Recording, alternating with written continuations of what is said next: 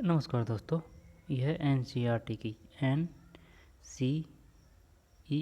की सत्र 2024-25 की, ठीक है ना, पाठ्य पुस्तक है पॉलिटिकल की, कक्षा 9 की। सत्र 2024-25 की कक्षा 9 की पॉलिटिकल की पाठ्य पुस्तक है। शानदार है और ऑथेंटिक है, क्योंकि ये जो प्रमाणिक पुस्तक होती है यहीं से क्वेश्चन आने की संभावना होती है, चाहे वो कोई सी भी एग्ज़ाम हो, चाहे राज्य स्तरीय हो, चाहे केंद्र स्तरीय हो, ठीक है ना। तो इस वजह से इन बुकों को पढ़ना, इनकी हर एक लाइन, हर एक अक्षर इम्पोर्टेंट है, क्योंकि यहाँ से क्वेश्चन आते हैं और आते रहेंगे, क्योंकि क्वेश्चनों का स्रोत यही है, यहाँ से ही बनते हैं सारे के सारे क्वेश्चन, एक भी क्वेश्चन बाहर नहीं जाता। तो इस वजह से हर एक अक्षर, हर एक बिंदु इम्पोर्टेंट है।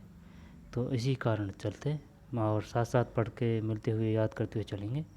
तो चलिए शुरू करते हैं। अध्याय 2, संविधान का निर्माण, पार्ट फर्स्ट अपन पढ़ चुके हैं, है ना।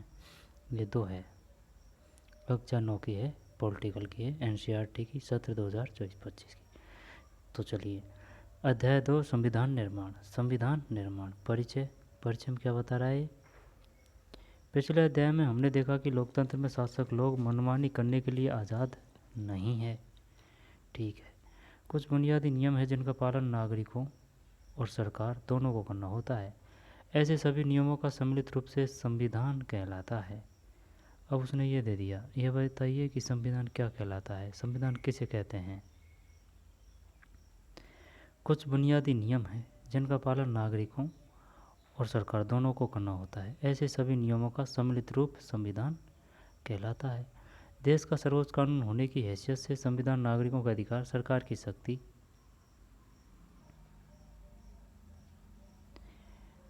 ठीक है,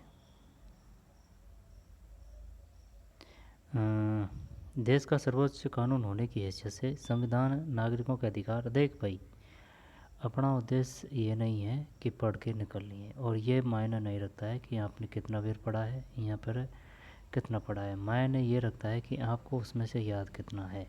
आई बात समझ में? कितना याद है, कितना परसेंट याद है। और जब तक 100% नहीं होगी ये एनसीईआरटी, तब तक मामला गलत ही है। इस वजह से साथ साथ पढ़ते हुए चलें, और जो इम्पोर्टेंट फैक्ट बताते हैं परीक्षा की दृष्टि से कि भाई यहाँ से क्वेश्चन बन सकता है, उनको अपन अच्छी तरह से देख लेंगे। तो संविधान किसे कहते हैं? कुछ बुनियादी नियम है जिनका पालन नागरिकों और सरकार दोनों को करना होता है। ऐसे सभी नियमों का सम्मिलित रूप संविधान कहलाता है। देश का सर्वोच्च कानून होने की हैसियत से संविधान नागरिकों के अधिकार, सरकार की शक्ति और उसके कामकाज के तौर तरीकों का निर्धारण करता है। इस अध्याय में हम लोकतंत्र के संवैधानिक स्वरूप पर कुछ बुनियादी सवाल उठाएंगे। हमें संविधान की ज़रूरत क्यों होती है, संविधान बनते कैसे हैं, उन्हें कौन बनाता है, ठीक है ना। ये सब अपने लिए इम्पोर्टेंट है, अपनी ओर से क्वेश्चन पूछे जा रहे हैं ये, और ये बात सही भी है। बता सकता है कोई कि संविधान की ज़रूरत क्यों होती है? चल बताइए, संविधान की ज़रूरत क्यों होती है, संविधान की ज़रूरत क्यों होती है, ये संविधान बनते कैसे हैं, उन्हें कौन बनाता है और किस तरीके से बनाता है। किसी लोकतांत्रिक देश के संविधान को आकार देने वाले मूल्य कौन कौन से हैं। एक बार संविधान बन जाने के बाद क्या हम बाद में बदलती स्थितियों के अनुरूप उसमें बदलाव कर सकते हैं। हाल के दिनों में संविधान बनाने का एक उदाहरण दक्षिण अफ्रीका का है। वहाँ क्या हुआ और दक्षिण अफ्रीका लोगों ने किस तरह अपने संविधान निर्माण के काम को अंजाम दिया, हम इस अध्याय की शुरुआत में इसी अनुभव पर गौर करेंगे। इसके बाद हम भारतीय संविधान के निर्माण और उसके पीछे के मौलिक विचारों, मूल्यों की चर्चा करेंगे। हाल के दिनों में संविधान बनाने का एक उदाहरण दक्षिण अफ्रीका का है। वहाँ क्या हुआ और दक्षिण अफ्रीका लोगों ने किस तरह अपने संविधान निर्माण के काम को अंजाम दिया। दक्षिण अफ्रीका, हम इस अध्याय की शुरुआत में इसी अनुभव पर गौर करेंगे। इसके बाद हम भारतीय संविधान के निर्माण और उसके पीछे के मौलिक विचार और मूल्यों की चर्चा करेंगे, और देखेंगे कि यह किस तरह नागरिकों के जीवन और सरकार के अच्छे कामकाज के लिए बढ़िया ढांचा उपलब्ध कराता है। ठीक है भाई। दक्षिण अफ्रीका में लोकतांत्रिक संविधान, नेल्सन मंडेला।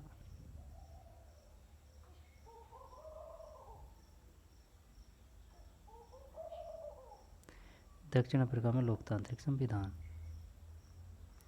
चलो इसको देखते हैं। मैंने गोरों के प्रभुत्व के खिलाफ संघर्ष किया है और मैंने ही श्वेतों के प्रभुत्व का विरोध किया है। मैंने एक ऐसे लोकतांत्रिक और स्वतंत्र समाज की कामना की है जिसमें सभी लोग पूरे मेल जोल के साथ रहें और सबको समान अवसर उपलब्ध हो। मैं इसी आदर्श के लिए जीवित रहना और इसे पाना चाहता हूँ। अगर ज़रूरत पड़ी तो इस आदर्श के लिए मैं जान देने को भी तैयार हूँ। यह नेल्सन मंडेला का कथन है, जिन पर दक्षिण अफ्रीका की गोरों की सरकार ने देशद्रोह का मुकदमा चलाया था। जिन पर दक्षिण अफ्रीका की गोरों की सरकार ने देशद्रोह का मुकदमा चलाया था। उन्हें 7 अन्य नेताओं को 1964 में देश में रंग भेद से, देशद्रोह है ना, रंग भेद रेड से है, चलने वाली शासन व्यवस्था का विरोध करने के लिए आजीवन कारावास की सजा दी गई। 7 अन्य नेताओं को, ठीक है ना, देशद्रोह और रंग भेद 1964 की बात है, सजा दी गई। अगले और थोड़ी है, अगले 27 वर्षों तक उन्हें दक्षिण अफ्रीका की सबसे भयावह जेल रोम्बेन द्वीप में कैद रखा गया था। 27 वर्षों तक उन्हें दक्षिण अफ्रीका की सबसे भयावह जेल और रोम्बेन द्वीप में कैद रखा गया। ये पूछ सकता है भाई वो, ये बताइए, अगर वर्ल्ड हिस्ट्री से आया ना तो ये बताइए नेल्सन मंडेला को कौन सी जेल में रखा गया था। रोम्बेन द्वीप में कैद रखा गया था। रंगभेद के खिलाफ संघर्ष। रंगभेदी नस्ली भेदभाव पर आधारित उस व्यवस्था का नाम है जो दक्षिण अफ्रीका में विशिष्ट तौर पर चला गया। दक्षिण अफ्रीका पर यह व्यवस्था यूरोप के गोरे लोगों ने ला दी थी। किसने ला दी थी? यूरोप के गोरे लोगों ने। 17वीं और 18वीं सदी में व्यापार करने आई यूरोप की कंपनियों ने, कब आई थी भाई, कौन सी शताब्दी में आई थी? 17वीं में और 18वीं में। यूरोप की कंपनियों ने दक्षिण अफ्रीका को भी उसी तरह हथियारों और जोर ज़बरदस्ती से गुलाम बनाया जैसे भारत को। पर भारत से उलट काफ़ी बड़ी संख्या में गोरे लोग दक्षिण अफ्रीका में बस गए। पर भारत से उलट यानी कि यहाँ रहने ही लग गए भाई वो। संख्या में गोरे लोग दक्षिण अफ्रीका में बस गए और उन्होंने स्थानीय शासन को अपने हाथ में ले लिया। रंग भेद की राजनीति ने लोगों को उनकी चमड़ी के रंग के आधार पर बांट दिया। दक्षिण अफ्रीका के स्थानीय लोगों की चमड़ी का रंग काला होता है। आबादी में उनका हिस्सा 3/4 है। उन्हें अश्वेत कहा जाता है। श्वेत और अश्वेतों के अलावा वहाँ मिश्रित नस्लों, जिन्हें रंगीन चमड़ी वाला भी कहा जाता है। तो देख, एक तो श्वेत हो गया, एक अश्वेत हो गया, और मिश्रित क्या हो गया? रंगीन चमड़ी वाला भी कहा जाता था। और भारत से गए लोग भी थे। गोरे शासक गोरों के अलावा शेष सब को छोटा और नीचा मानते थे। उन्हें वोट डालने का अधिकार भी नहीं था, सिर्फ गोरों को था, ठीक है ना, चाहे वो अश्वेत हो चाहे वो रंगीन चमड़ी वाले हों। रंग भेद की शासकीय नीति अश्वेतों के लिए खासतौर से दमनकारी थी। उन्हें गोरों की बस्तियों में रहने बसने की इजाज़त नहीं थी। परमिट होने पर ही वे वहां जाकर काम कर सकते थे। रेल गाड़ी, बस, टैक्सी, होटल, अस्पताल, स्कूल और कॉलेज, पुस्तकालय, सिनेमाघर, नाइट गृह, समुद्र के तट, तरणताल यानी कि तालाब और सार्वजनिक शौचालयों, ये स्विमिंग पूल बोल सकते हैं तरणताल को, है ना, सार्वजनिक के शौचालयों तक में गोरों और कालों के लिए एकदम अलग अलग इंतजाम थे। इसे पृथक्करण या अलग अलग करने का इंतजाम कहा जाता था। काले लोग गोरों के लिए आरक्षित जगह तो क्या, उन्हें गिरजाघर तक में नहीं जा सकते थे। काले लोग गोरों के लिए आरक्षित जगह तो क्या, उनके गिरजाघर तक नहीं जा सकते थे। अश्वेतों को संगठन बनाने और इस भेदभावपूर्ण व्यवहार का विरोध करने का भी अधिकार नहीं था। अश्वेतों को 1950 से ही अश्वेत, रंगीन चमड़ी वाले और भारतीय मूल के लोगों ने रंगभेद प्रणाली के खिलाफ संघर्ष किया। 1950 उन्होंने विरोध प्रदर्शन किया और हड़तालें आयोजित की। भेदभाव वाली इस शासन प्रणाली का विरोध करने वाले संगठन अफ्रीकी नेशनल कांग्रेस के झंडे तले, किसके तले? अफ्रीकी नेशनल कांग्रेस के झंडे तले एकजुट हुए। इनमें कई मजदूर संगठन और कम्युनिस्ट पार्टी भी शामिल थी। अनेक समझदार और संवेदनशील गोरे लोग भी रंगभेद समाप्त करने के आंदोलन में अफ्रीकी नेशनल कांग्रेस के साथ आए और उन्होंने इस संघर्ष में प्रमुख भूमिका निभाई। अनेक देशों ने रंगभेद की निंदा की अनेक देशों ने और इस व्यवस्था के खिलाफ आवाज़ उठाई, लेकिन गोरी सरकार ने हजारों अश्वेत और रंगीन चमड़ी वाले लोगों की हत्या और दमन करते हुए अपना शासन जारी किया। वही हजारों की हत्या और दमन कर दिया। खुद करें खुद सीखें। नेल्सन मंडेला के जीवन और संघर्षों का एक पोस्टर बनाएं। अगर उनकी आत्मकथा the long walk to freedom उपलब्ध हो तो कक्षा में उसके कुछ ऐसे पढ़कर आपस में चर्चा करें। जब है ना, ये सुन मेरी बात, ये इम्पोर्टेंट है, ये आ सकता है क्वेश्चन। ये बताइए, the long walk to freedom किसकी रचना है? The long walk to freedom Nelson Mandela की है भाई।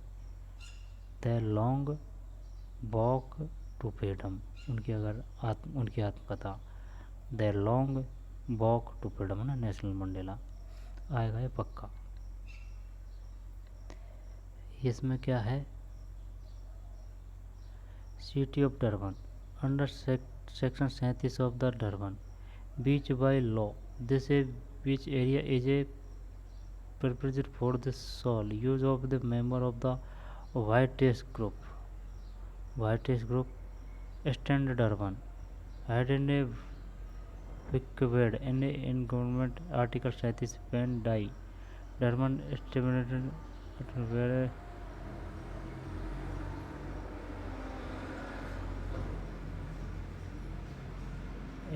head right wacky word ये राइड वैकी विड इज इनक्यूबल आर्टिकल 37 वन ऑफ ए डोरबन स्टेनोग्राफ यूनिटेड योर डीजे स्टूट। चलिए इसमें देकर रखा होगा है ना।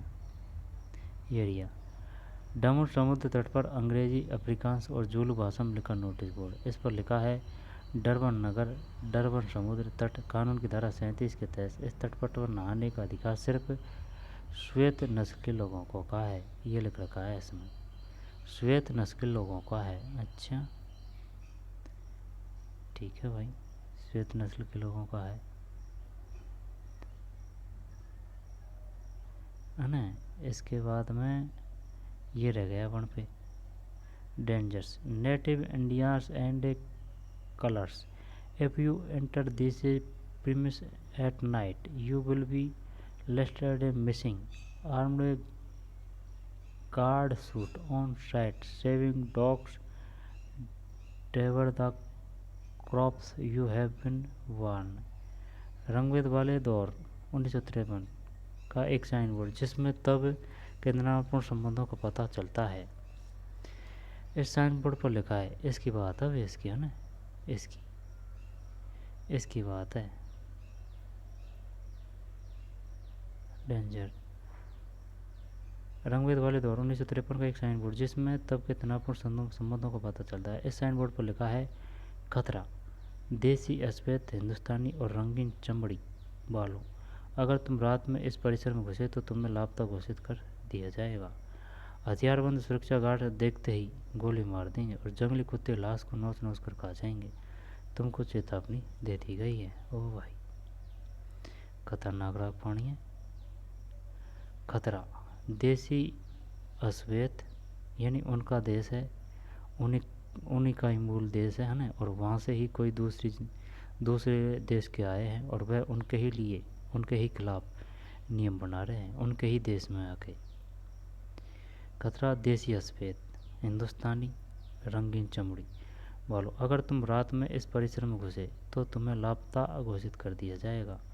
हथियारबंद सुरक्षा गार्ड से देखते ही गोली मार देंगे और जंगली कुत्ते लाश को नोच नोच कर खा जाएंगे। तुमको चेतावनी दे दी गई है।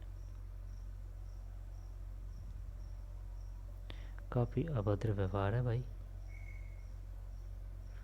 लेकिन वो ये बात है यार, पावर के पास पावर होती है।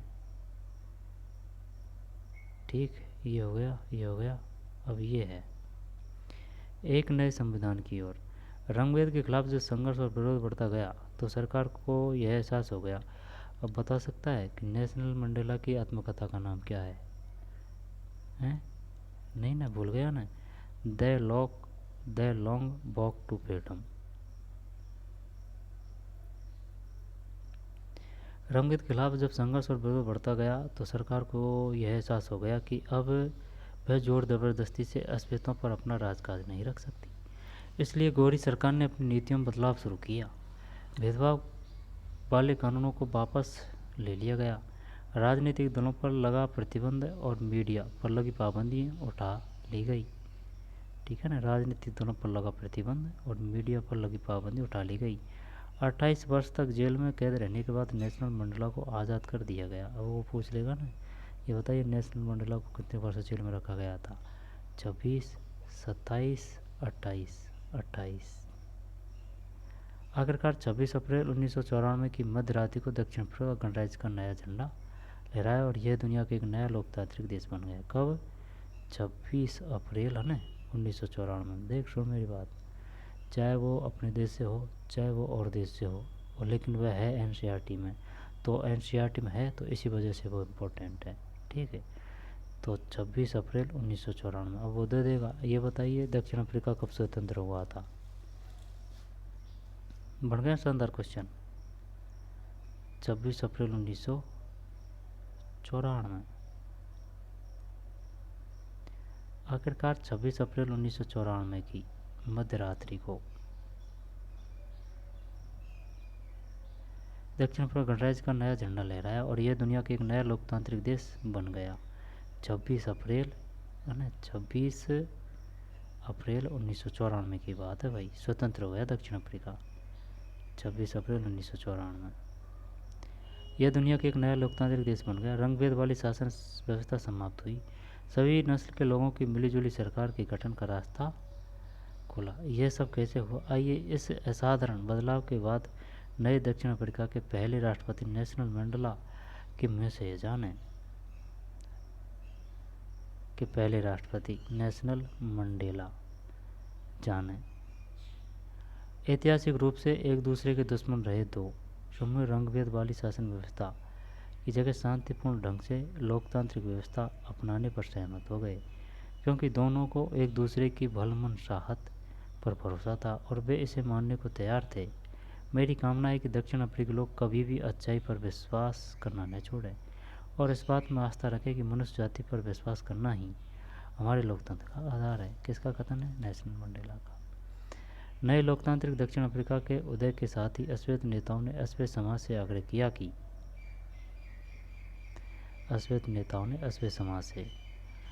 किया कि सत्ता में रहते हुए गोरे लोगों ने जो जुल्म किए थे उन्हें वे भूल जाएं और गोरों को माफ़ कर दें। ठीक है ना, उन्होंने गोरे लोगों ने जो जुल्म किए हैं वे उन्हें भूल जाएं और गोरों को माफ़ कर दें। उन्होंने कहा कि आइए अब सभी नस्लों तथा स्त्री पुरुष की समानता, लोकतांत्रिक मूल्यों, सामाजिक न्याय, मानवाधिकारों पर आधारित नई दक्षिण अफ्रीका का निर्माण करें। एक पार्टी ने दमन और नृशंस हत्याओं के जोर पर शासन किया था, दूसरी पार्टी ने आज़ादी की लड़ाई की अगुवाई की थी। एक पार्टी ने दमन और नृशंस हत्याओं के जोर पर शासन किया था, ठीक है, अंग्रेज़ों की बात है। दूसरी पार्टी ने आज़ादी की लड़ाई की अगुवाई की थी।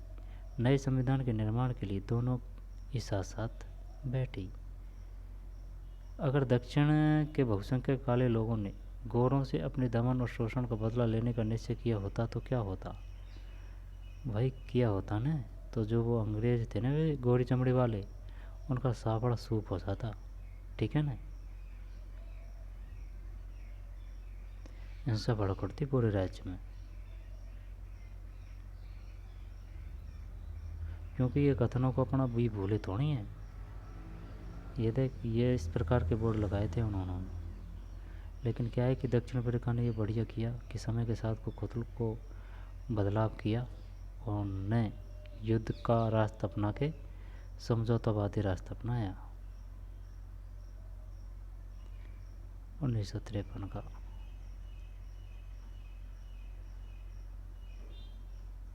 अब है आगे, ठीक है। नए संविधान के निर्माण के लिए दोनों ही साथ साथ बैठी।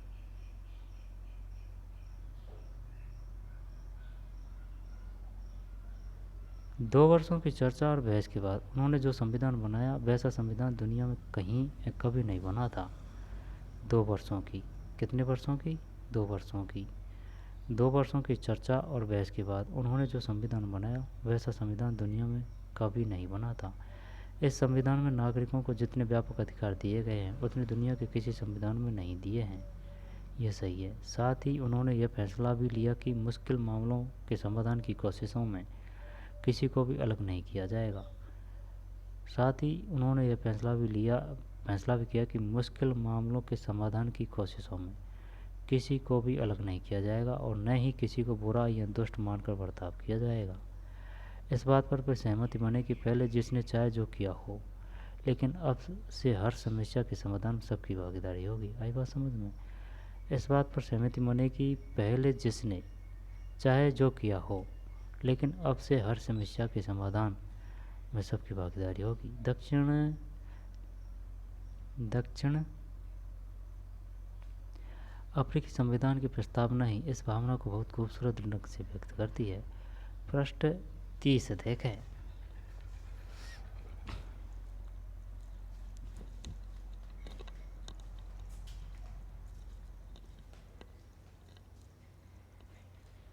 दक्षिण अफ्रीकी संविधान से दुनिया भर के लोकतांत्रिक लोग प्रेरणा लेते हैं। 1994 तक जिस देश की दुनिया भर में लोकतांत्रिक और तौर तरीकों के लिए निंदा की जाती थी, आज उसे लोकतंत्र के मॉडल के रूप में देखा जाता है।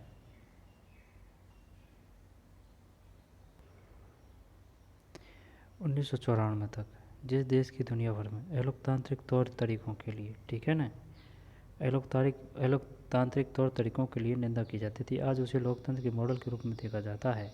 यह काम दक्षिण अफ्रीकी लोगों द्वारा साथ काम करने के दृढ़ निश्चय, पुराने कड़वे अनुभवों को के आगे इंद्रधनुषी समाज बनाने में एक सबक के रूप में प्रयोग करने की समझदारी दिखाने के कारण संभव हुआ। एक बार फिर मंडेला के शब्दों में ये बातें समझें। दक्षिण अफ्रीका का संविधान इतिहास और भविष्य दोनों की बातें करता है। एक तरफ तो यह एक पवित्र समझौता है। दक्षिण अफ्रीकी के रूप में हम एक दूसरे से यह वादा करते हैं कि हम अपने रंगभेदी, क्रूर, दमनकारी इतिहास को फिर से दोहराने की अनुमति नहीं देंगे। पर बात इतनी ही नहीं है, यह अपने देश को इसे सभी लोगों द्वारा वास्तविक अर्थों में साझा करने का घोषणा पत्र ही है। श्वेत और अश्वेत, स्त्री और पुरुष, यह देश पूर्ण रूप से हम सभी का है। नेल्सन मंडेला का कथन है भाई है।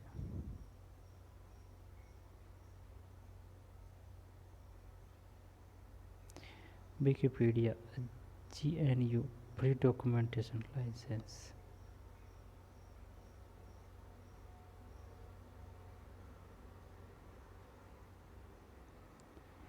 आज का दक्षिण अफ्रीका। यह तस्वीर आज के दक्षिण अफ्रीका की सोच को उजागर करती है। आज का दक्षिण अफ्रीका खुद को इंद्रधनुषी देश कहता है। क्या आप बता सकते हैं क्यों? क्योंकि उसमें सब समाज के लोग हैं। आई समझ में? सब वर्णों के लोग आ गए। ये नहीं है कि भैया उनका संविधान आ गया, उनका देश हो गया तो भाई चलो उन्होंने गोरे लोगों को भगा दिया या फिर उन्होंने गोरे लोगों पे जुर्म करना शुरू कर दिया। नहीं, सबको साथ लेके, चाहे वो गोरे हो, चाहे वो काले हो, चाहे वो रंगीन चमड़ी वाले हो, सबको साथ लेके। इस वजह से इसको कहा जा सकता है इंद्रधनुषी देश। दक्षिण अफ्रीका।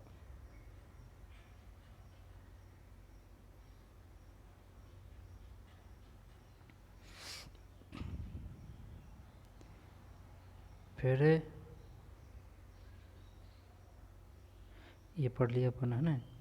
कहाँ पहुँचे, क्या समझे? क्या दक्षिण अफ्रीका के स्वतंत्रता संग्राम से आपको भारतीय राष्ट्रीय आंदोलन की याद आई? इन बिंदुओं के आधार पर दोनों संघर्षों में समानताएं और असमानताएं बताएं। विभिन्न समुदायों के बीच संबंध। एक तो यह है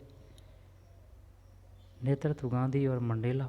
संघर्ष का नेतृत्व करने वाली पार्टी अफ्रीकी नेशनल कांग्रेस, भारतीय राष्ट्रीय कांग्रेस। संघर्ष का तरीका, उपनिवेशवाद का चरित्र। संघर्ष का नेतृत्व करने वाली पार्टी है ना, और अफ्रीकी नेशनल कांग्रेस, भारतीय राष्ट्रीय कांग्रेस। ये तो थी कहाँ से? अफ्रीका से, और भारत से थी भारतीय राष्ट्रीय कांग्रेस। अब कौन सा आ रहा है? अब छोटा थोड़ी है कोई कोई अगल बगल में छूट गया हो भाई? नहीं, कुछ नहीं है, कुछ भी नहीं है। ये वही है, अगर दक्षिण के बहुसंख्यक काले लोगों ने गौरव से अपने दमन, वही उन्होंने विरोधियों ने किया कि भाई ये भी यहाँ रहने लग गए हैं, अब इनके साथ में व्यवहार किया जाएगा तो फिर क्या है, फिर क्या मतलब है, ये तो अपने ही तो हो गए अब यहाँ रहते हुए। जिन्होंने किया था वो तो गए, अब भाई अब थोड़ी है कोई, ये तो कानून के तहत हुआ था शोषण। अब ऐसे थोड़ी है कि जैसे कि भारत में आए अंग्रेज पर्यटन वगैरह के लिए, तो हम उनके साथ में अभद्र व्यवहार करें, या फिर उनके साथ में कि भाई तुमने हमारे साथ में शोषण किया था वगैरह वगैरह, तो भाई अब भी हम आपके साथ में वैसा करेंगे, तो ऐसा नहीं है, क्योंकि टाइम भी बलवान होता है, ठीक है ना, सब समय के काल में चल जाती है। आगे चलते हैं। ये बताइए दक्षिण अफ्रीका को स्वतंत्रता कब प्राप्त हुई थी? 1994 में। ये ध्यान देने योग्य है। और नेल्सन मंडेला की आत्मकथा का नाम क्या है?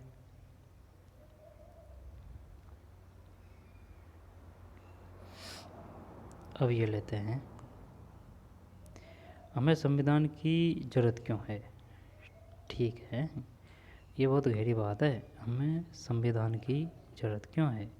क्यों है भाई संविधान की ज़रूरत? संविधान की ज़रूरत इस वजह से है कि सब चीज़ें सिस्टमेटिक तरीके से है, सब नियम कायदों में से है, कोई किसका शोषण नहीं कर सकता, कोई किसी को परेशान नहीं करता। अगर कोई किसी को परेशान कर रहा है, चाहे वो बड़ा हो या छोटा हो, तो वह न्यायालय में जा सकता है। हमें संविधान की ज़रूरत क्यों है? हमें एक संविधान की ज़रूरत क्यों है और संविधान क्या करता है, इस बात को हम दक्षिण अफ्रीका के उदाहरण से समझ सकते हैं। इस नए लोकतंत्र में दमन करने वाले और दमन सहने वाले दोनों ही साथ साथ समान हैसियत में रहने की योजना बना रहे थे, ठीक है ना। इस नए लोकतंत्र में दमन करने वाले, अपने या दमन करने वाले नहीं रहिए भाई, यहाँ तो स्वयं अपन ही रहे थे, ठीक है ना, वो तो सब गए थे।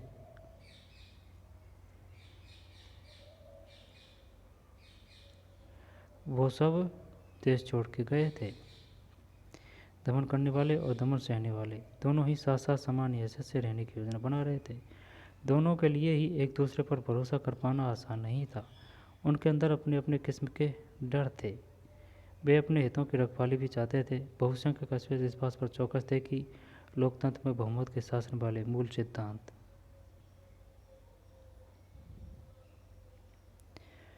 ठीक, यहाँ से क्वेश्चन कैसे बनेगा? यहाँ से क्वेश्चन बनेगा तथ्यात्मक, कि भाई ये बताइए निम्नलिखित में से कौन सा कथन सत्य है, ये सही है, ये सही है, या ये सही है, या फिर कोई नहीं है। इस प्रकार के बताइए दक्षिण अफ्रीका आंदोलन से संबंधित कौन से कथन सत्य है। अगर ये याद है तो कर देंगे, अगर याद नहीं है तो फिर जयराम जी की। लोकतंत्र में बहुमत के शासन वाले मूल सिद्धांत से कोई समझौता न हो। उन्हें बहुत सारे सामाजिक और आर्थिक अधिकार चाहिए। अल्पसंख्यक गौरों को अपनी संपत्ति और अपने विशेषाधिकारों की चिंता थी। क्या क्या समस्या थी भाई?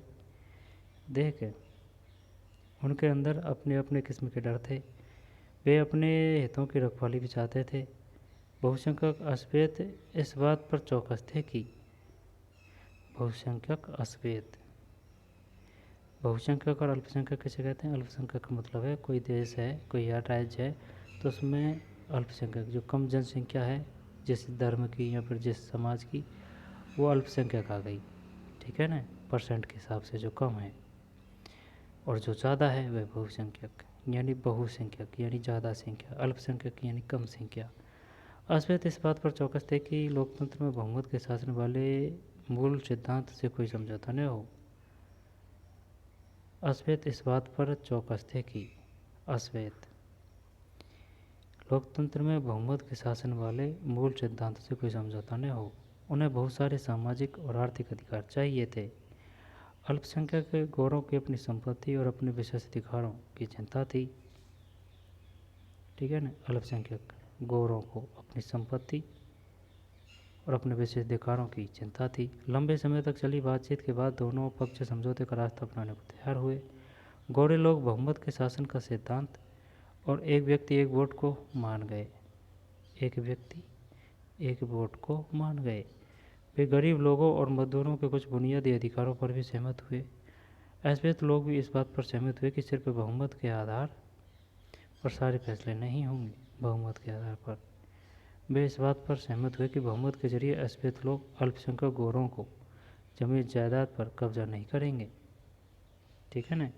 वे इस बात पर सहमत हुए कि बहुमत के जरिए श्वेत लोग अल्पसंख्यक गोरों की जमीन जायदाद पर कब्जा नहीं करेंगे। यह समझौता आसान नहीं था। इस समझौते को लागू करना और भी कठिन था। इसे लागू करने के लिए पहली ज़रूरत थी कि वे एक दूसरे पर भरोसा करें, और अगर वे एक दूसरे पर भरोसा कर भी लें तो क्या गारंटी है कि भविष्य में से तोड़ा नहीं जाएगा। ये भी बात सही है भाई। कोई की भी सरकार आई और बदली, और कोई अगर दूसरी सरकार आ गई और उसका दिमाग ख़राब हो गया, ठीक है ना, तो अगर वो कानून तोड़ दिया तो फिर ऐसी स्थिति में भरोसा बनाने और बरकरार रखने का एक ही तरीका है कि जो बातें तय हुई है उन्हें लिखित पढ़त में ले लिया जाए, जिससे सभी लोगों पर उन्हें मानने की वैधता रहे।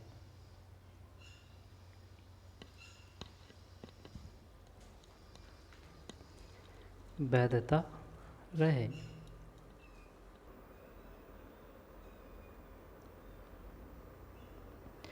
ऐसी स्थिति में भरोसा बनाने और बरकरार रखने का एक ही तरीका है कि जो बातें तय हुई है उन्हें लिखित पढ़त में ले लिया जाए, जिससे सभी लोगों पर उन्हें मानने की वैधता रहे। ठीक है, सही है, यानी कि लिखित में ले लिया जाए उन बातों को। फिर भविष्य में शासकों का चुनाव कैसे होगा, इसके बारे में नियम तय होकर लिखित रूप में आ जाते हैं। चुनी हुई सरकार क्या क्या कर सकती है और क्या क्या नहीं कर सकती, यह भी लिखित रूप में मौजूद होता है। क्या क्या कर सकती है और क्या क्या नहीं कर सकती, यह भी लिखित रूप में मौजूद होता है। इन लिखित नियमों में नागरिकों के अधिकार भी होते हैं, पर ये नियम तभी काम करेंगे जब जीत कर आने वाले लोग इन्हें आसानी से और मनमाने ढंग से नहीं बदलें। ठीक है, दक्षिण अफ्रीकी लोगों ने इन्हीं चीज़ों का इंतज़ाम किया। ये बात सही है कि आसानी से, है ना, एक तो आसानी से और एक मनमाने ढंग से, कि भाई जिसकी सरकार आ गई तो उसने उनके हिसाब से चेंज कर दिया, और कोई दूसरी सरकार आ गई तो उसने उनके हिसाब से चेंज कर दिया। ऐसा नहीं, आसानी से और मनमाने ढंग से नहीं बदलें। दक्षिण अफ्रीकी लोगों ने इन्हीं चीज़ों का इंतजाम किया। वे कुछ बुनियादी नियमों पर सहमत हुए। वे इस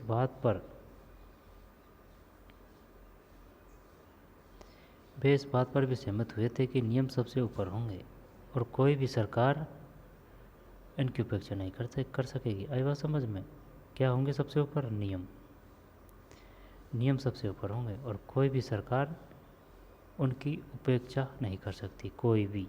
ठीक है ना, चाहे अब या फिर बाद में। इन्हें बुनियादी नियमों के लिखित रूप को संविधान कहते हैं। इन बुनियादी नियमों के लिखित रूप को संविधान रचना सिर्फ दक्षिण अफ्रीका की ही खासियत नहीं है। हर देश में अलग अलग समूह के लोग रहते हैं। संभव है कि उनके रिश्ते दक्षिण अफ्रीका के गोरे और कालों जितने कठोरतापूर्ण नहीं हो, पर दुनिया भर में लोगों के बीच विचारों और हितों में फ़र्क रहता है ना, फ़र्क रहता है। लोकतांत्रिक शासन प्रणाली हो या न हो, पर दुनिया के सभी देशों को ऐसे बुनियादी नियमों की ज़रूरत होती है। यह बात सिर्फ सरकारों पर ही लागू नहीं होती। हर संगठन के कायदे कानून होते हैं, संविधान होता है। इस तरह आपके इलाके का कोई क्लब हो या सरकारी संगठन या फिर राजनीतिक दल, सभी को एक संविधान की ज़रूरत होती है। ठीक है ना। ये ऐसे ही है जैसे कि कोई स्कूल है तो स्कूल का नियम है कि भाई सुबह 9 से 10 पढ़ना है या फिर 7 से 12 पढ़ना है, बीच में रेस्ट होगी। ठीक है ना, भोजन में ये मिलेगा। और जैसे कि सभी समाज के वर्ग हैं या सभी समाज के यहाँ पर जाति के लोग हैं या फिर बच्चे हैं, उनके साथ किसी प्रकार का भेदभाव नहीं किया जाएगा। तो इस प्रकार का जो नियम है ना, वो बनाते हैं, वही संविधान है। यहाँ पर राजनीतिक दल सभी को एक संविधान की ज़रूरत होती है। खुद करें, खुद सीखें। अपने इलाके के किसी क्लब, सरकारी संगठन अथवा मजदूर संघ या राजनीतिक दल के दफ्तर में जाएं, उनसे उनके संविधान या संगठन के नियमों की पुस्तिका मांगें तथा उसका अध्ययन करें। क्या उसके नियम लोकतांत्रिक नियमों के अनुकूल है? क्या वे बिना भेदभाव के सभी को सदस्य देते हैं? ठीक है, क्या उसके नियम लोकतांत्रिक नियमों के अनुकूल है? क्या वे बिना भेदभाव के सभी को सदस्यता देते हैं?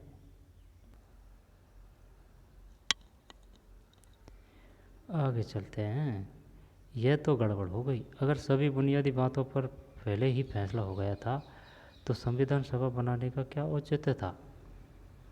यानी कि पहले से ही फिक्स कर लिया था कि भाई ये करेंगे, ये करेंगे, ये करेंगे, ये करेंगे।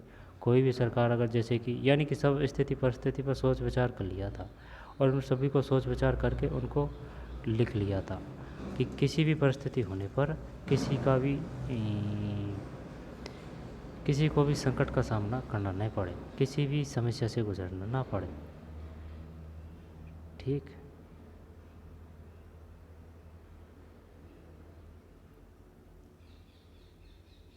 लिखत पढ़त में ले लिया जाए, ये पढ़ लिया अपन है ना। अब आगे चलते हैं। संविधान लिखित नियमों की ऐसी किताब है जिसे किसी देश में रहने वाले सभी लोग सामूहिक रूप से मानते हैं। संविधान सर्वोच्च कानून है जिससे किसी क्षेत्र में रहने वाले लोगों, जिन्हें नागरिक कहा जाता है, के बीच के आपसी संबंध तय होने के साथ साथ लोगों और सरकार के बीच के संबंध भी तय होते हैं। संविधान अनेक काम करता है जिनमें से प्रमुख है, क्या है? पहला तो यह है, यह साथ रह रहे विभिन्न तरह के लोगों के बीच जरूरी भरोसा और सहयोग विकसित करता है। सही बात है, और यह सभी देशों पर लागू रहता है। दूसरा क्या है? यह स्पष्ट करता है कि सरकार का गठन कैसे होगा और किसे फैसले लेने का अधिकार होगा। लोगों के बीच जरूरी भरोसा और सहयोग विकसित करता है। यह स्पष्ट करता है कि सरकार का गठन कैसे होगा और किसे फैसले लेने का अधिकार होगा। तीसरा, यह सरकार के अधिकारों की सीमा तय करता है और हमें बताता है कि नागरिकों के क्या अधिकार हैं। और चौथा, यह अच्छे समाज के गठन के लिए लोगों की आकांक्षाओं को व्यक्त करता है। ठीक, कोई दिक्कत नहीं, आगे चलते हैं। जिन देशों में संविधान है वे सभी लोकतांत्रिक शासन वाले हो, यह जरूरी नहीं, लेकिन जिन देशों में लोकतांत्रिक शासन है वहाँ संविधान होना जरूरी है। ये बात सही है। जिन देशों में संविधान है वे सभी लोकतांत्रिक शासन वाले हो, यह जरूरी नहीं है, लेकिन जिन देशों में लोकतांत्रिक शासन है वहाँ संविधान का होना जरूरी है। किसका? संविधान का होना। बताइए यह कथन सत्य है या नहीं? जिन देशों में संविधान है वे सभी लोकतांत्रिक शासन वाले हो, यह जरूरी नहीं है, लेकिन जिन देशों में लोकतांत्रिक शासन है वहाँ संविधान का होना जरूरी है। ठीक है ना, यानी कि लोकतांत्रिक शासन में तो संविधान होगा ही, लेकिन ये नहीं है कि भाई वहाँ संविधान है तो वहाँ लोकतांत्रिक ही हो। लेकिन जहाँ लोकतांत्रिक होगा वहाँ संविधान होगा, लेकिन ये जरूरी नहीं है कि जहाँ संविधान है तो वहाँ लोकतांत्रिक हो। ये है इसका कहने का मतलब। शानदार लाइन है। ब्रिटेन के खिलाफ आज़ादी की लड़ाई के बाद अमेरिकी लोगों ने अपने लिए संविधान का निर्माण किया। ब्रिटेन के खिलाफ आज़ादी की लड़ाई के बाद अमेरिकी लोगों ने, ठीक है ना, किससे लड़ाई लड़ी थी अमेरिका वासियों ने? ब्रिटेन से संविधान का निर्माण किया। फ्रांसीसी क्रांति के बाद फ्रांसीसी लोगों ने यह लोकतांत्रिक संविधान को मान्यता दी। इसके बाद से यह चलन हो गया कि हर लोकतांत्रिक शासन व्यवस्था में एक लिखित संविधान हो। ठीक है। 2.3 भारतीय संविधान का निर्माण। चल ठीक है। दक्षिण अफ्रीका की तरह भारत का संविधान भी बहुत कठिन परिस्थितियों के बीच बना। भारतीय संविधान का निर्माण, भारतीय संविधान का निर्माण। अब और थोड़ी छोटा है, कुछ और नहीं है कुछ भी। ठीक है, हमें संविधान की ज़रूरत क्यों है? और भारतीय संविधान का निर्माण। अब अपने टॉपिक पे आते हैं। दक्षिण अफ्रीका की तरह भारत का संविधान भी बहुत कठिन परिस्थितियों के बीच बना। भारत जैसे विशाल और विविधता भरे देश के लिए संविधान बनाना आसान काम नहीं था।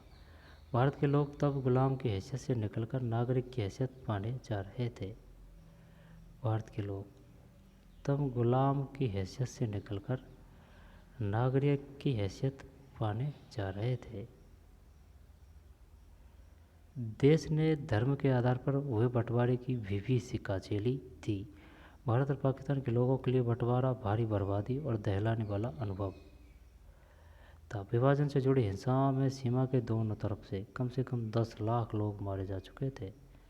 10 लाख। सीमा के दोनों तरफ कम से कम 10 लाख लोग मारे जा चुके थे। एक बड़ी समस्या और भी थी। अंग्रेज़ों ने देशी रियासतों के शासकों को यह आज़ादी देती थी कि वे भारत या पाकिस्तान जिसमें इच्छा हो अपनी रियासत का विलय कर दें या स्वतंत्र रहें। या तो भारत में मिल जाओ या फिर पाकिस्तान में मिल जाओ, आपकी इच्छा है। किनके लिए? रियासतों के लिए। या फिर स्वतंत्र रहें, यानी ऑप्शन काफ़ी सारे दे दिए। या तो भारत में मिल जाओ या फिर पाकिस्तान में मिल जाओ या फिर किसी में मत मिलो, स्वतंत्र हो जाओ। इन रियासतों का विलय मुश्किल और अनिश्चय भरा काम था। जब संविधान लिखा जा रहा था तब देश का भविष्य इतना सुरक्षित और चैन भरा नहीं लगता था जितना आज है। संविधान निर्माताओं को देश के वर्तमान और भविष्य की चिंता थी। खुद करे खुद सीखे। अपने दादा दादी, नाना नानी या इलाके किसी बुजुर्ग से बात कीजिए। उनसे पूछिए कि क्या उनकी आज़ादी या बंटवारे या संविधान निर्माण के बारे में कुछ बातें याद है। उसमें लोगों को किन बातों की उम्मीद थी और क्या क्या अंदेशे थे। अपनी कक्षा में इन बातों की कर चर्चा कीजिए। संविधान निर्माण का रास्ता। सारी मुश्किलों के बावजूद भारतीय संविधान निर्माताओं को एक बड़ा लाभ था। क्या लाभ था? संविधान निर्माण का रास्ता। सारी मुश्किलों के बावजूद भारतीय संविधान निर्माताओं को एक बड़ा लाभ था। दक्षिण अफ्रीका में जिस तरह संविधान निर्माण के दौर में ही सारी बातों पर सहमति बनानी पड़ी, वैसी स्थिति उस समय के भारत में नहीं थी। क्या नहीं थी? दक्षिण अफ्रीका में जिस तरह संविधान निर्माण के दौर में ही सारी बातों पर सहमति बनानी पड़ी, है ना, सारी बातों पर सहमति बनानी पड़ी, वैसी स्थिति उस समय के भारत में नहीं थी। भारत में आज़ादी की लड़ाई के दौरान ही लोकतंत्र समेत अधिकांश बुनियादी बातों पर राष्ट्रीय सहमति बनाने का काम हो चुका था। आज़ादी की लड़ाई के दौरान ही लोकतंत्र समेत अधिकांश बुनियादी बातों पर राष्ट्रीय सहमति बनाने का काम हो चुका था। हमारा राष्ट्रीय आंदोलन सिर्फ एक विदेशी सत्ता के खिलाफ संघर्ष भर नहीं था। यह न केवल अपने समाज को फिर से जगाने का वरन अपने समाज और राजनीति को बदलने और नए सिरे से गढ़ने का आंदोलन भी था। आज़ादी के बाद भारत को किस रास्ते पर चलना चाहिए, इसे लेकर आज़ादी के संघर्ष के दौरान भी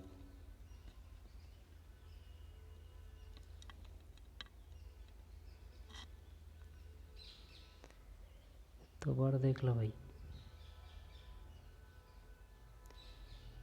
आज़ादी की लड़ाई के दौरान ही लोकतंत्र समेत अधिकांश बुनियादी बातों पर राष्ट्रीय सहमति बनाने का काम हो चुका था। हमारा राष्ट्रीय आंदोलन सिर्फ एक विदेशी सत्ता के खिलाफ संघर्ष बस नहीं था।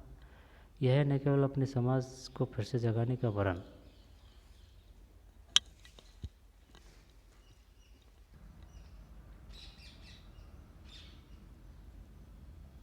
हमारा राष्ट्रीय आंदोलन सिर्फ एक विदेशी सत्ता के खिलाफ, विदेशी यहाँ से ले ले, दोबारा ले ला ना। आज़ादी की लड़ाई के दौरान ही लोकतंत्र समेत अधिकांश बुनियादी बातों पर राष्ट्रीय सहमति बनाने का काम हो चुका था। हमारा राष्ट्रीय आंदोलन सिर्फ एक विदेशी सत्ता के खिलाफ संघर्ष भर नहीं था। यह न केवल अपने समाज को फिर से जगाने का वरन अपने समाज और राजनीति को बदलने और नए सिरे से गढ़ने का आंदोलन भी था। आज़ादी के बाद भारत को किस रास्ते पर चलना चाहिए, इसे लेकर आज़ादी के संघर्ष के दौरान भी तीखे मतभेद थे। ऐसे कुछ मतभेद अब तक भी बने हुए हैं। क्या है ये? आज़ादी के बाद भारत को किस रास्ते पर चलना चाहिए, इसे लेकर आज़ादी के संघर्ष के दौरान भी तीखे मतभेद थे। ऐसे कुछ मतभेद अब तक भी बने हुए हैं, पर कुछ बुनियादी विचारों पर लगभग सभी लोगों की सहमति कायम हो चुकी थी। 1928 में मोतीलाल नेहरू और कांग्रेस के 8 अन्य नेताओं ने भारत का एक संविधान लिखा था। ये इम्पोर्टेंट है, ये आएगा भैया, ये आएगा पक्का। 1928 में ही मोतीलाल नेहरू और कांग्रेस के 8 अन्य नेताओं ने भारत का एक संविधान लिखा था। सबसे पहली बात है, या सबसे पहले संविधान किसने लिखा था? 1928 में मोतीलाल नेहरू और 8 अन्य नेताओं ने, तो कुल मिलाकर ये हो गए 9, 8 + 1 मोतीलाल नेहरू 1908 में। 1931 में कराची में हुए भारतीय राष्ट्रीय कांग्रेस के अधिवेशन में एक प्रस्ताव में यह रूपरेखा रखी गई। ये सब क्वेश्चन नहीं है, इनको हल्के में मत लेना, ये तो क्या समझाता जा रहा है, लेकिन अपन को भाई क्वेश्चन भी तो देखना है। ये बताइए कराची अधिवेशन कब हुआ था? 1931 में। और अगर ये पूछ लिया सबसे पहले संविधान लिखने का कार्य किसने किया था? मोतीलाल नेहरू, है ना, 1928। एक तो वे और 8 और 9, कराची अधिवेशन 1931 में। यह रूपरेखा रखी गई थी कि आज़ाद भारत का संविधान कैसा होगा। इन दोनों ही दस्तावेजों में स्वतंत्र भारत के संविधान में सार्वभौम वयस्क मताधिकार, दोनों ही दस्तावेज स्वतंत्र भारत के संविधान में सार्वभौम वयस्क मताधिकार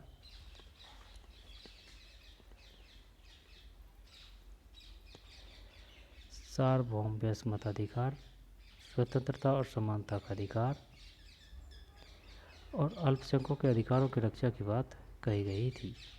दोबारा ले लें, इन दोनों ही दस्तावेजों में स्वतंत्र भारत के संविधान में सार्वभौम वयस्क मताधिकार, एक तो यह है, स्वतंत्रता और समानता का अधिकार और अल्पसंख्यकों के अधिकारों की रक्षा की बात कही गई थी। इस प्रकार अगर उसने ये पूछ लिया ना, बताइए सर्वप्रथम किसकी बात कही गई थी?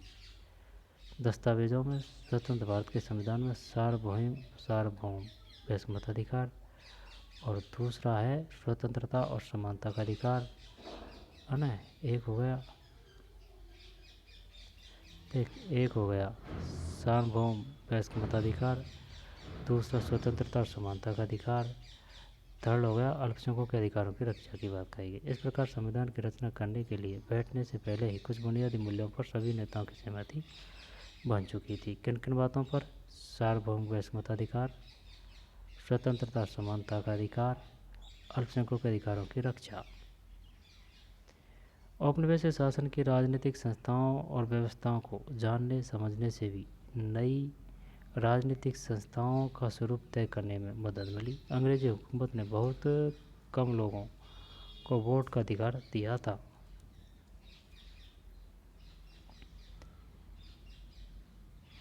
अंग्रेजों ने जिस विधायिका का गठन किया, अंग्रेजी हुकूमत ने बहुत कम लोगों को वोट का अधिकार दिया था। इसके आधार पर अंग्रेजों ने जिस विधायिका का गठन किया वह बहुत कमज़ोर थी। 1937 के बाद पूरे ब्रिटिश शासन वाले भारत में प्रादेशिक असेंबलियों के लिए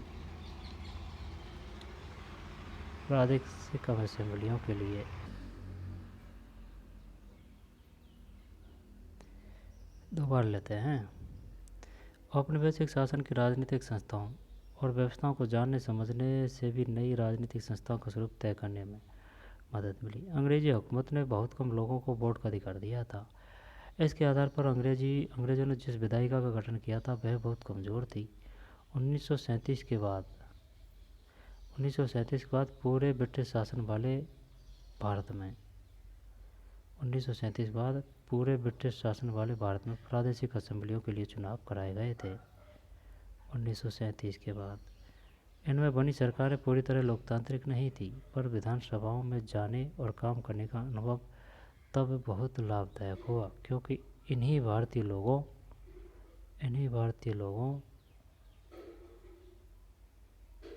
को अपनी संस्थाएं और व्यवस्थाएं बनानी थी और चलाना था। इसी कारण भारतीय संविधान में कई संस्थाओं और व्यवस्थाओं को पुरानी व्यवस्था से लगभग जस का तस अपना लिया गया, जैसे कि 1935 का भारत सरकार का कानून। आज़ादी के बाद भारत के स्वरूप को लेकर वर्षों पहले से चले चिंतन और बहसों ने भी काफ़ी लाभ पहुंचाया। हमारे नेताओं में इतना आत्मविश्वास आ गया था कि उन्हें बाहर के विचार और अनुभवों को अपनी ज़रूरत के अनुसार अपनाने में कोई हिचक नहीं हुई। हमारे अनेक नेता फ्रांसीसी क्रांति के आदर्शों, ब्रिटेन के संसदीय लोकतंत्र, ठीक है ना, फ्रांसीसी क्रांति के आदर्शों, ब्रिटेन के संसदीय लोकतंत्र के कामकाज, अमेरिका के अधिकारों की सूची से काफ़ी प्रभावित थे। ठीक है, फ्रांसीसी क्रांति के आदर्शों को और संसदीय लोकतंत्र कहाँ से लिया है? ब्रिटेन से। क्रांति के आदर्श कहाँ से लिए हैं? फ्रांसीसी क्रांति से। क्रांति के आदर्श कहाँ से लिए हैं? फ्रांसीसी। और संसदीय लोकतंत्र ब्रिटेन संसदीय।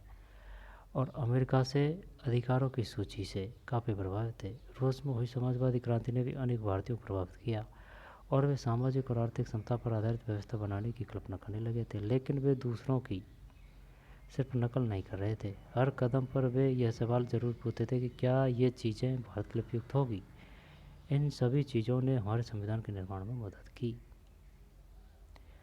टी कृष्णमाचारी 1899 से 1974, जन्म तमिलनाडु, प्रारूप कमेटी के सदस्य, उद्यमी और कांग्रेस नेता। बाद में केंद्रीय मंत्रिमंडल में वित्त मंत्री। टी कृष्णमाचारी 1899 से 1974, जन्म तमिलनाडु, प्रारूप कमेटी के सदस्य, उद्यमी और कांग्रेसी नेता। बाद में केंद्रीय मंत्रिमंडल में वित्त मंत्री। बताइए वित्त मंत्री कौन थे प्रारंभ में? टी कृष्णमाचारी। क्वेश्चन आ चुका है। केंद्रीय मंत्रिमंडल में वित्त मंत्री कौन थे? टी कृष्णमाचारी। तमिलनाडु, प्रारूप कमेटी के सदस्य, उद्यमी और कांग्रेसी नेता। बाद में केंद्रीय मंत्रिमंडल में वित्त मंत्री। और इधर क्या है?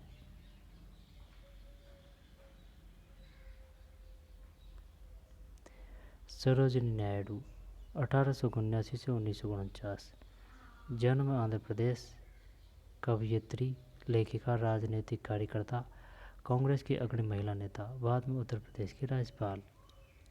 कांग्रेस की अग्रणी महिला नेता सरोजिनी नायडू। 1979 यानी कि 80 और 50।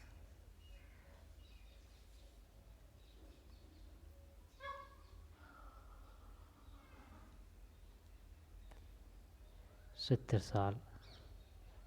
सरोजिनी नायडू आंध्र प्रदेश है ना, कवयित्री। अब वो पूछेगा बताइए निम्न में से कौन कवयित्री, लेखिका, राजनीतिक कार्यकर्ता थी? सरोजिनी नायडू। कांग्रेस की अग्रणी महिला नेता। बाद में उत्तर प्रदेश की राज्यपाल।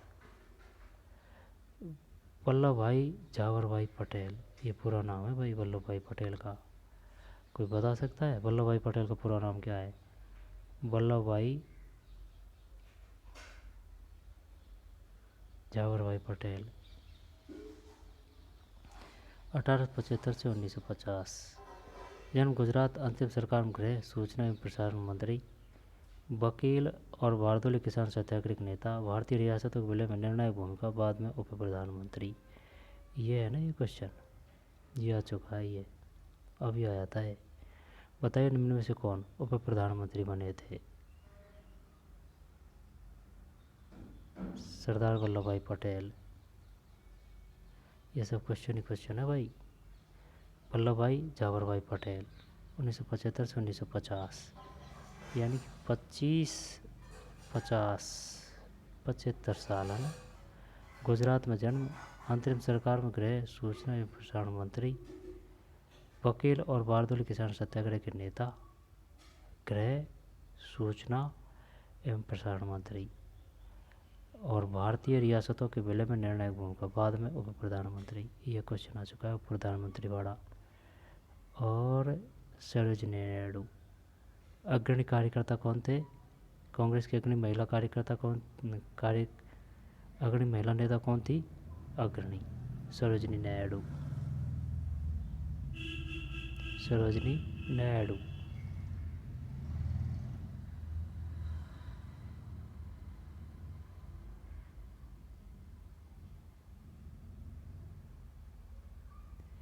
भारतीय संविधान का निर्माण। ये भाई एक लाइन इम्पोर्टेंट है। सरोजिनी नायडू, जन्म आंध्र प्रदेश, कवयित्री, लेखिका, राजनीतिक कार्यकर्ता, कांग्रेस की अग्रणी महिला। बाद में उत्तर प्रदेश की राज्यपाल। कांग्रेस की अग्रणी यानी कि सबसे पहले सरोजिनी नायडू। सबसे पहले महिला नेता कौन थी? सबसे पहले महिला नेता कौन थी? सरोजिनी नायडू। उप प्रधानमंत्री कौन थे? सरदार वल्लभ भाई पटेल। गृह सूचना और प्रसारण मंत्री?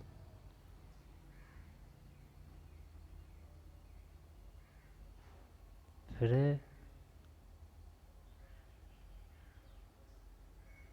1928 ईस्वी में मोतीलाल नेहरू और कांग्रेस के 8 अन्य नेताओं ने भारत का एक संविधान लिखा।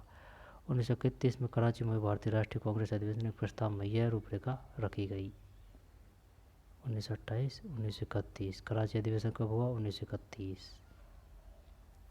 किन किन पर सहमति बन गई थी? एक तो बन गई थी देख सार्वभौमिक वैश्विकताधिकार, दूसरा स्वतंत्रता और समानता का अधिकार, और थर्ड थी अल्पसंख्यकों के अधिकारों की रक्षा की बात। फिर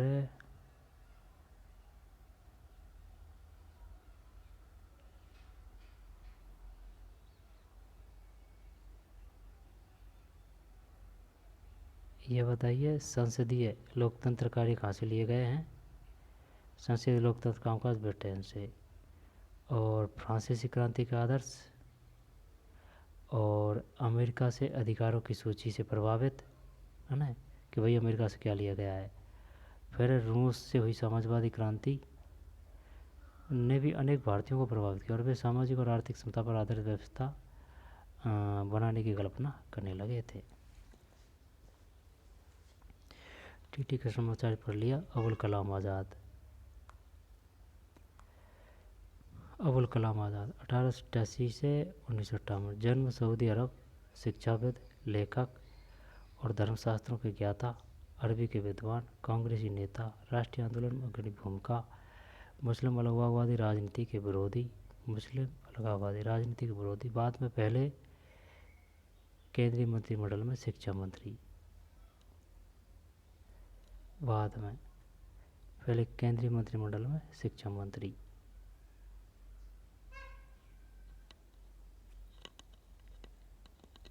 ठीक।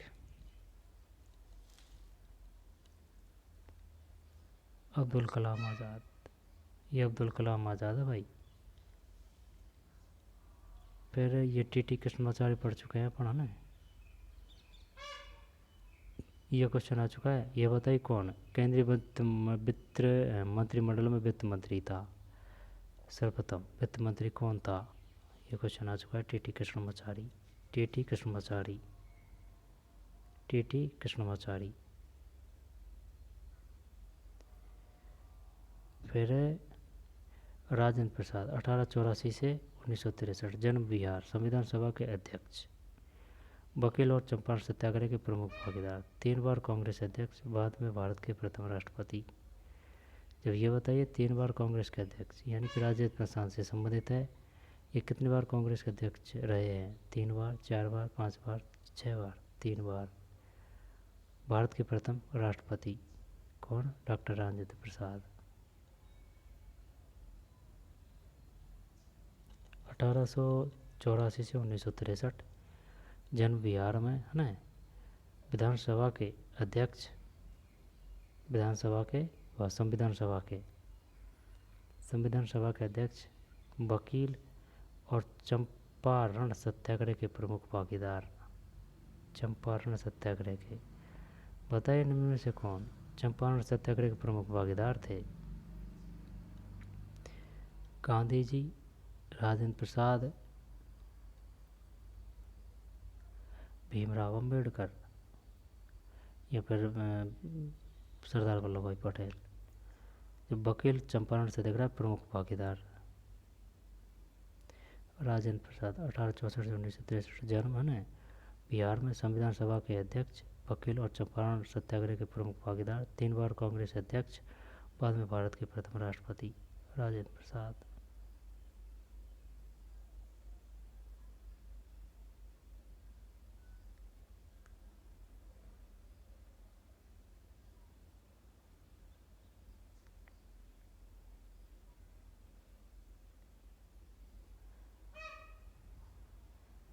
यहाँ है अपन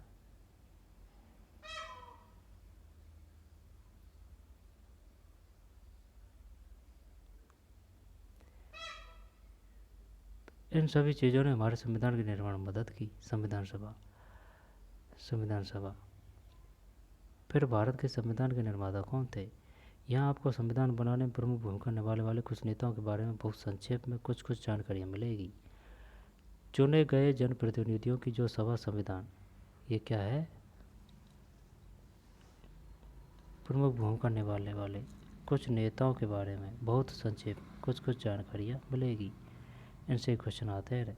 चुने हुए जनप्रतिनिधियों को जो सभा संविधान नामक विशाल दस्तावेज को लिखने का काम करती है उसे संविधान सभा कहते हैं। भारतीय संविधान सभा के लिए जुलाई 1946 में चुनाव हुए थे। कब हुए थे? जुलाई 1946 में। यहाँ पर यह बताइए संविधान सभा किसे कहते हैं? चुने गए जनप्रतिनिधियों की जो सभा संविधान नामक विशाल दस्तावेज को लिखने का काम करती है उसे संविधान सभा कहते हैं। भारतीय संविधान सभा के लिए जुलाई 1946 में चुनाव हुए थे। कब हुए थे? जुलाई, अगस्त, सितंबर 1946, जुलाई। संविधान सभा की पहली बैठक दिसंबर 1946 को हुई थी। पहली बैठक दिसंबर यानी कि जाड़ान में 1946, ठीक है ना। संविधान सभा के लिए चुनाव कब हुए थे? जुलाई में, जुलाई 1946 और जुलाई 1946 और बैठक हो रही है दिसंबर यानी कि अगस्त, सितंबर, अक्टूबर, नवंबर, दिसंबर में। जुलाई में चुनाव हुए जुलाई 1946 में और दिसंबर में बैठक हो रही है 1946।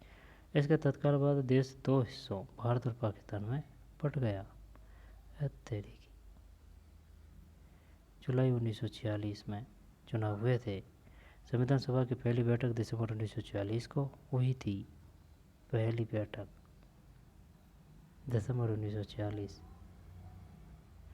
और उसके तत्काल बाद ही यानी पहली बैठक के बाद ही भारत और पाकिस्तान में बट गया। संविधान सभा भी दो हिस्सों में बट गई, भारत की संविधान सभा और पाकिस्तान की संविधान सभा। राजेंद्र प्रसाद जन्म बिहार, संविधान सभा के अध्यक्ष, वकील और चंपारण सत्याग्रह के प्रमुख भागीदार, 3 बार कांग्रेस के अध्यक्ष, बाद में भारत के प्रथम राष्ट्रपति, 3 बार कांग्रेस के अध्यक्ष और चंपारण सत्याग्रह के प्रमुख भागीदार।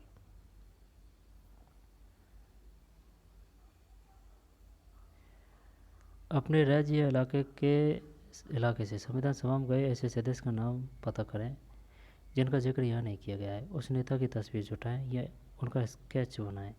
हमने जिस तरह संचय में कुछ नेताओं के बारे में सोचने दिया उसी तरह के उनके भी बारे में ब्यौरा दें, यानी नाम, जन्म वर्ष, मृत्यु, जन्म स्थान, वर्तमान राजनीतिक सीमा के आधार पर राजनीतिक गतिविधियों का सचेत विवरण। संविधान सभा के बाद की भूमिका। संविधान सभा भारतीय संविधान को लिखने वाली सभा में 299 सदस्य थे। कितने थे? 299। कोई जल्दीबाजी नहीं है ना। भारतीय संविधान में लिखने वाली सभा में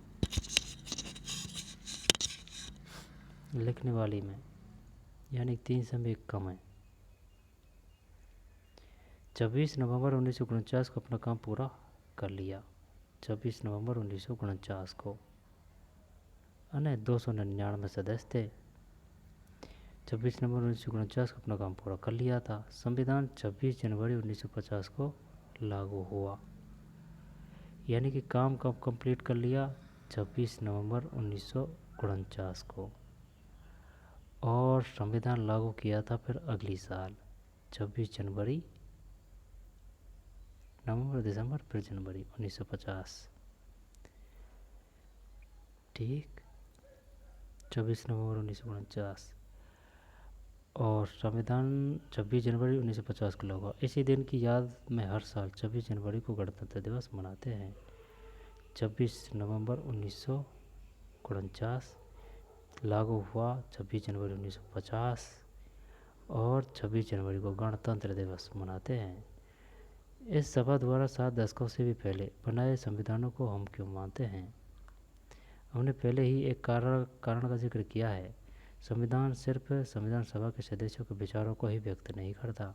हम अपने समय की व्यापक सहमतियों को व्यक्त करता है। दुनिया के कई देशों में संविधान को फिर से लिखना पड़ा क्योंकि संविधान में दर्ज बुनियादी बातों पर ही वहाँ के सभी सामाजिक समूहों का राजनीतिक दलों की सहमति नहीं थी। संविधान को फिर से लिखना पड़ा क्योंकि संविधान में दर्ज बुनियादी बातों पर ही वहाँ के सभी सामाजिक समूहों या राजनीतिक दलों की सहमति नहीं थी। कई देशों में संविधान है पर वह कागज़ का टुकड़ा या किसी अन्य किताब की तरह का दस्तावेजवर है, कोई भी उस पर आचरण नहीं करता। पर हमारे संविधान का अनुभव एकदम अलग है। पिछली आधी सदी से ज़्यादा की अवधि में अनेक सामाजिक समूहों ने संविधान के कुछ प्रावधानों पर सवाल उठाए, पर किसी भी बड़े सामाजिक समूह या राजनीतिक दल ने खुद संविधान की वैधता पर सवाल नहीं उठाया। पिछली आधी सदी से ज़्यादा की अवधि में अनेक सामाजिक समूहों ने संविधान के कुछ प्रावधानों पर सवाल उठाए, पर किसी भी बड़े सामाजिक समूह या राजनीतिक दल ने खुद संविधान की वैधता पर सवाल नहीं उठाया। यह हमारे संविधान की एक असाधारण उपलब्धि है। ये बात सही है भाई, ठीक है ना। पर किसी भी बड़े सामाजिक समूह या राजनीतिक दल ने खुद संविधान की वैधता पर सवाल नहीं उठाया। यह हमारे संविधान की एक असाधारण उपलब्धि है। संविधान को मानने का दूसरा कारण यह है कि संविधान सभा भी भारत के लोगों का ही प्रतिनिधित्व कर रही थी। उस समय सार्वभौम बस मताधिकार नहीं था, इसलिए संविधान सभा का चुनाव देश के लोग प्रत्यक्ष ढंग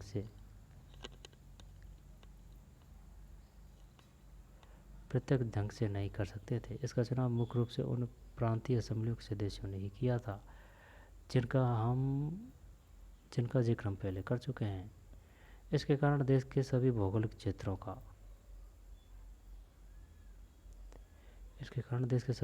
क्षेत्रों का इसमें उचित प्रतिनिधित्व हो गया था। इस सभा में भारतीय राष्ट्रीय कांग्रेस के सदस्यों का प्रभुत्व था, जिसने राष्ट्रीय आंदोलन की अगुवाई की थी। पर उसमें कांग्रेस के अंदर कई राजनीतिक समूह और विचारों के लोग थे। सभा में कई सदस्य ऐसे थे जो कांग्रेस के विचारों से सहमत नहीं थे। सामाजिक समूह से इस सभा में सभी समूह, जाति, वर्ग, धर्म और पेशों के लोग थे। अगर संविधान सभा का गठन सार्वभौमिक वयस्क मताधिकार के जरिए हुआ होता तब भी इसका स्वरूप काफ़ी कुछ इसी तरह का होता। सार्वभौम वयस्क मताधिकार के जरिए और अतः जिस तरह संविधान सभा ने काम किया वह संविधान को एक तरह की पवित्रता और वैधता देता है।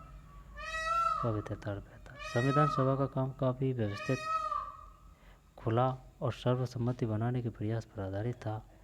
सबसे पहले कुछ बुनियादी सिद्धांत तय किए गए और उन पर सबकी सहमति बनाई गई। फिर प्रारूप कमेटी के प्रमुख डॉक्टर B.R.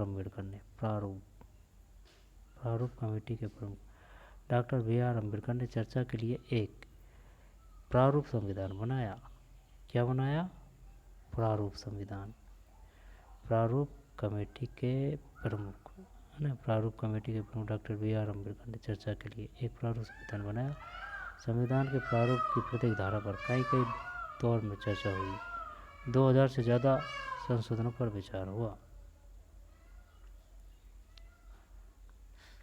सबसे पहले कुछ बुनियादी सिद्धांत तय किए गए और उन पर सबकी सहमति बनाई गई। फिर प्रारूप कमेटी के प्रमुख डॉक्टर B.R. अम्बेडकर ने प्रारूप कमेटी ड्राफ्टिंग अध्यक्ष थे। ड्राफ्टिंग कमेटी का डॉक्टर भीमराव अम्बेडकर ने चर्चा के लिए एक प्रारूप संविधान बनाया। संविधान के प्रारूप की प्रत्येक धारा पर कई दौर में चर्चा हुई। 2000 से ज़्यादा संशोधन प्रचार हुआ। 3 वर्षों में कुल 114 दिनों की गंभीर चर्चा हुई।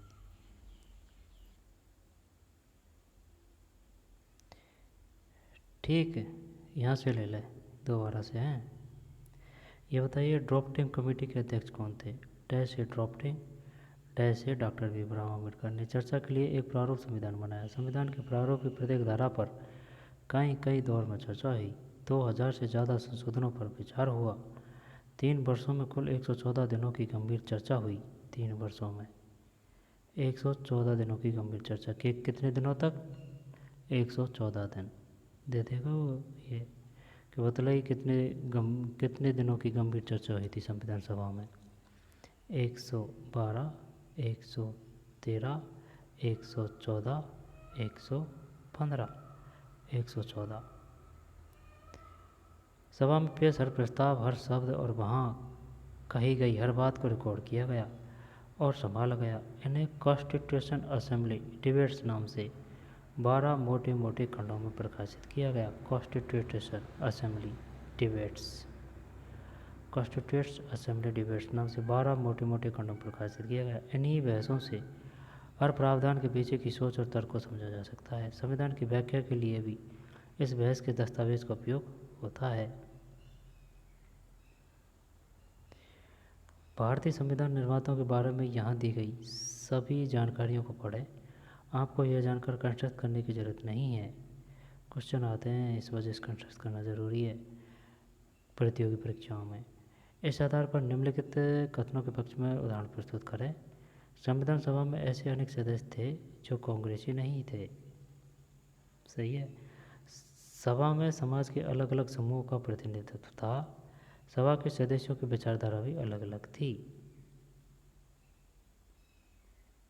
कहाँ पहुँचे, क्या समझे?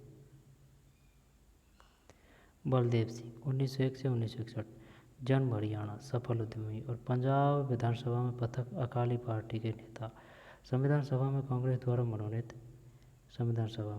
मनोनीत, बाद में केंद्रीय मंत्रिमंडल में रक्षा मंत्री।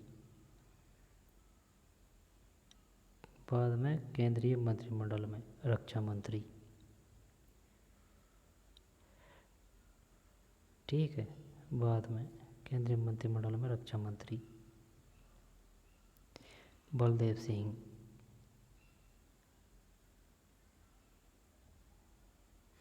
उन्नीस सौ 66 सफल, जन्म हरियाणा, सफल उद्यमी और पंजाब विधानसभा में पंथक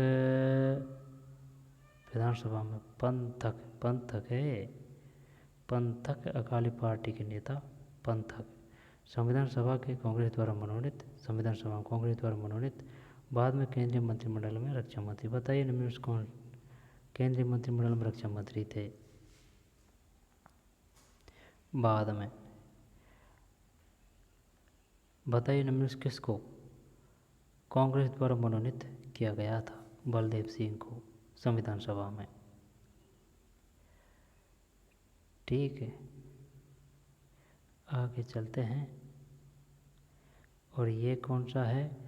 श्री दुर्गाबाई देशमुख 1909 से 1981, जन्म आंध्र प्रदेश, वकील और महिला मुक्ति कार्यकर्ता, आंध्र महिला सभा की संस्थापक, कांग्रेस की सक्रिय नेता, बाद में केंद्रीय समाज कल्याण बोर्ड की संस्थापक और अध्यक्ष। आंध्र महिला सभा की बताइए निम्नलिखित में कौन आंध्र महिला सभा की संस्थापक थी? जी दुर्गाबाई देशमुख, आंध्र प्रदेश। केंद्रीय समाज कल्याण बोर्ड की संस्थापक अध्यक्ष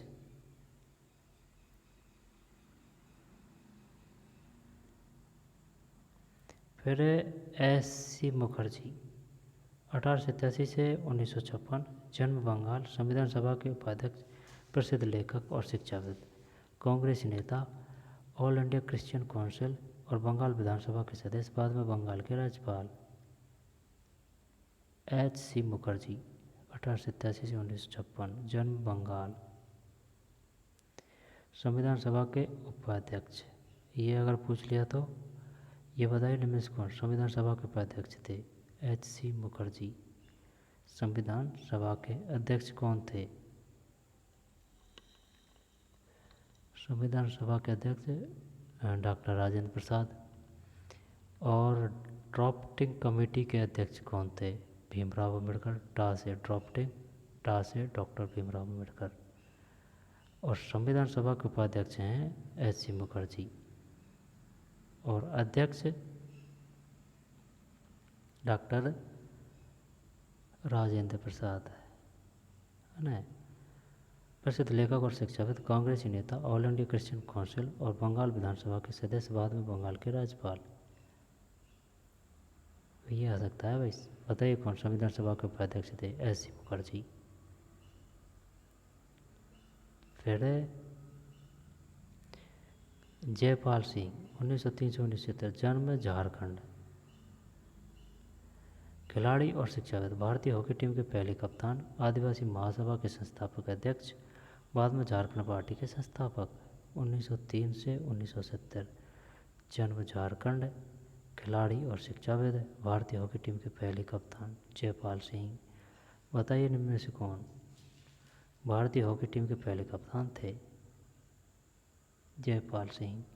आदिवासी महासभा के संस्थापक अध्यक्ष, बाद में झारखंड पार्टी के संस्थापक। यह है भाई।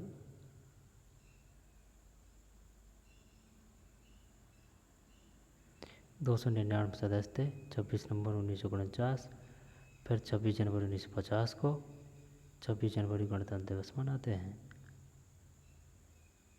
प्रारूप कमेटी, प्रारूप डॉक्टर भीमराव अम्बेडकर। कितने दिन? 114 दिन, 12 मोटे मोटे खंडों में। जी दुर्गाबाई देशमुख, फिर बलवंत बलदेव सिंह। अब इसको हम बाद में पढ़ेंगे। भारतीय संविधान की बुनियादी, भारतीय संविधान के बुनियादी मूल्य। ठीक, ये पढ़ा है भाई आज। जी दुर्गाबाई देशमुख, H.C. मुखर्जी અને ये उपाध्यक्ष थे। ड्राफ्टिंग कमेटी के अध्यक्ष डॉक्टर भीमराव अम्बेडकर। और 299, 26 नवंबर 1949, और ये 26 जनवरी 1950, 26 को गणतंत्र।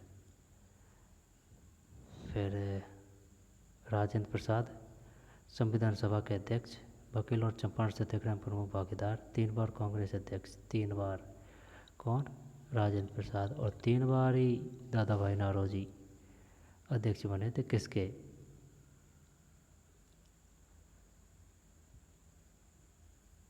तीन बार कांग्रेस के अध्यक्ष नहीं, वो तो जो सम्मेलन हुए थे ना उनमें बने थे, है दादा भाई नौरोजी। संविधान सभा टी कृष्णमाचारी। ये क्वेश्चन आ चुका है भाई। बताइए निमेश कौन वित्त मंत्री, केंद्रीय मंत्रिमंडल में वित्त मंत्री थे? टी कृष्णमाचारी। और ये भी क्वेश्चन आ चुका है। अबुल कलाम का तो क्या नहीं आया। सऊदी अरब शिक्षाविद, लेखक और धर्मशास्त्रों के ज्ञाता। शिक्षा मंत्री कौन थे? आ सकता है, लेकिन पहले केंद्रीय मंत्रिमंडल शिक्षा मंत्री कौन थे? पहले केंद्रीय मंत्रिमंडल शिक्षा मंत्री अबुल कलाम आज़ाद। ये सरोजिनी नायडू है। और ये वल्लभ भाई जावर भाई पटेल, वल्लभ भाई जावर भाई पटेल। बाद में उप प्रधानमंत्री और वकील और बारदोली किसान सत्याग्रह के नेता, भारतीय रियासतों के विलय में निर्णायक भूमिका। अंतरिम सरकार में गृह, सूचना एवं प्रसारण मंत्री। अंतरिम सरकार में गृह, सूचना एवं प्रसारण मंत्री। वकील और बारदोली किसान सत्याग्रह के नेता, भारतीय रियासतों के विलय में निर्णायक भूमिका। बाद में प्रधानमंत्री। ठीक है।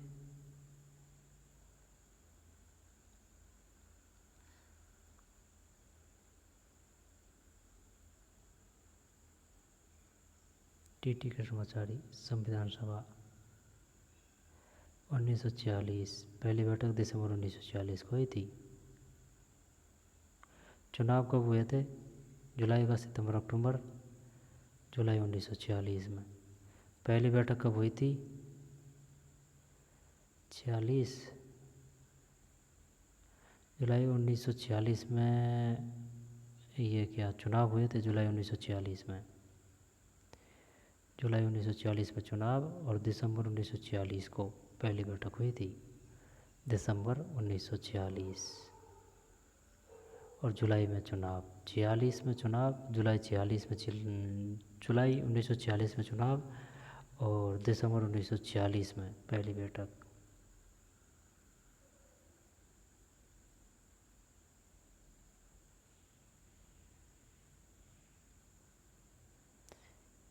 तो चलिए मिलते हैं, इसको बाद में पढ़ेंगे।